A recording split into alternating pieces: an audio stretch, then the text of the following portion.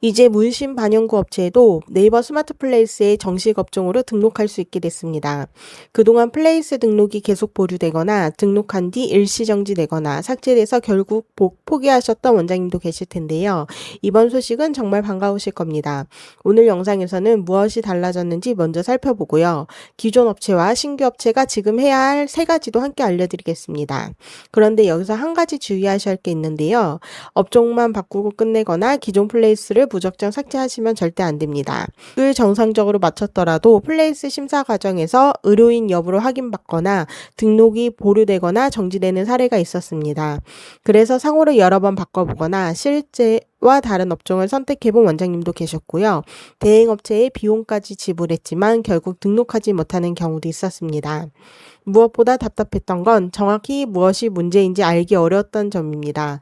이유도 제대로 알지 못한 채 보류와 재신청만 반복하다가 플레이스 운영 자체를 포기하신 분들도 있었을 겁니다. 그런데 2026년 5월 22일 대법원 기존 판례를 변경했습니다. 비의료인이 하는 통상적인 미용 문신 행위, 의료법상 무면허 의료 행위로 볼 수 없다고 판단한 것입니다. 같은 시기에 네이버 스마트 플레이스도 문신 반영구 업종의 등록과 운영 기준을 변경했습니다. 달라진 내용 간단히 정리해 보겠습니다. 기존에는 의료인 여부를 확인하고 의료인이 아닌 경우 등록이 보류되거나 일시정지 또는 삭제 처리될 수 있었습니다. 하지만 변경 이후에는 문신 반영구 업체도 일반 업체와 같은 기준으로 등록과 운영 심사를 받을 수 있게 됐습니다. 새롭게 확인할 수 있는 업종은 문신 일반과 반영구 화장 일반입니다. 업종 경로는 생활 편의, 미용, 문신 반영구 화장 순으로 들어가면 확인하실 수 있습니다. 대표 키워드와 상세 설명, 업체 이미지, 외부 링크에도 실제로 제공하는 문신, 반영구 관련 내용을 표시할 수 있게 됐습니다. 이 내용은 네이버 스마트 플레이스 공식 안내를 기준으로 하고요. 영상에서도 실제 화면을 함께 보여드리겠습니다.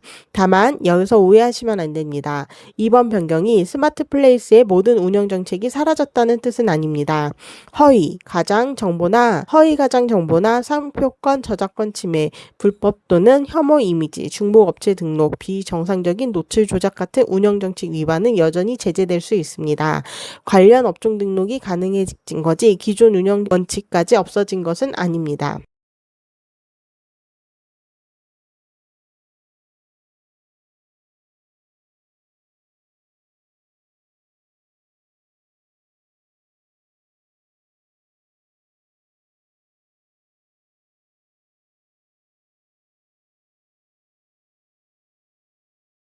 그럼 지금부터 원장님이 확인해야 할 세 가지를 말씀드리겠습니다.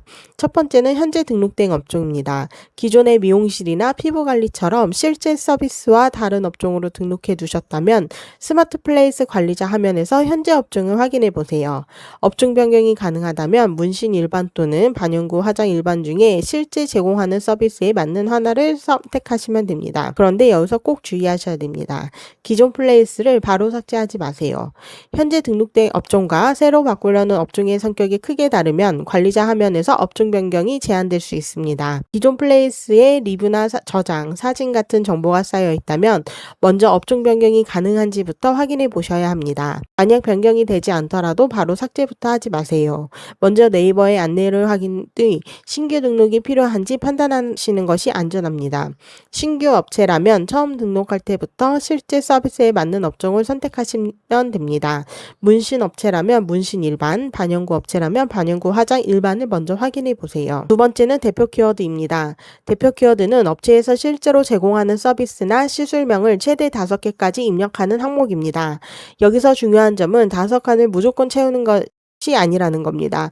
눈썹 시술이 중심이라면 눈썹 문신, 자연 눈썹, 남자 눈썹 문신처럼 실제로 제공하는 시술명을 검토해 보세요. 두피 시술이 중심이라면 두피 문신, SMP, 헤어라인 문신처럼 주력 서비스와 직접 연결되는 표현을 살펴보시면 됩니다. 중요한 것은 실제 서비스와 대표 키워드가 정확하게 맞아야 한다는 점입니다.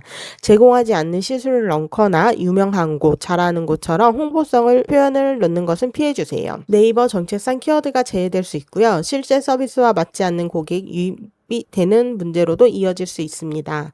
신규 업체라면 처음 등록할 때부터 매장의 주력 시수를 중심으로 대표 키워드를 구성해 보세요. 세 번째는 새 소식 콘텐츠입니다. 업종과 대표 키워드를 정리했다면 고객이 실제 작업 결과와 매장 정보를 확인할 수 있는 콘텐츠도 올려보세요.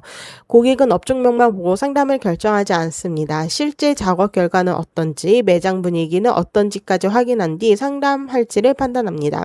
예를 들어 비어 보이는 눈썹이나 두피 노출처럼 고객이 어떤 고민을 가지고 있었는지 보여주고요. 작업 후에는 어떻게 달라졌는지 사진이나 짧은 영상으로 보여줄 수 있습니다. 단순히 예약 가능합니다라고 올리는 것보다 고객의 고민과 작업 결과를 함께 보여주는 편이 내용을 훨씬 쉽게 이해 만듭니다. 다만 비포 애프터 콘텐츠를 올릴 때는 반드시 확인해야 할 사항이 있습니다. 먼저 고객에게 촬영과 게시에 대한 동의를 받아야 됩니다. 얼굴이나 신체 일부가 노출되는 경우 개인을 알아볼 수 있는 정보가 없는지도 확인해 주세요. 과도하게 보정되거나 실제 결과를 오해하게 만드는 편집도 피하셔야 됩니다. 시술 결과는 개인마다 다를 수 있다는 내용도 함께 안내해 두는 것이 좋습니다.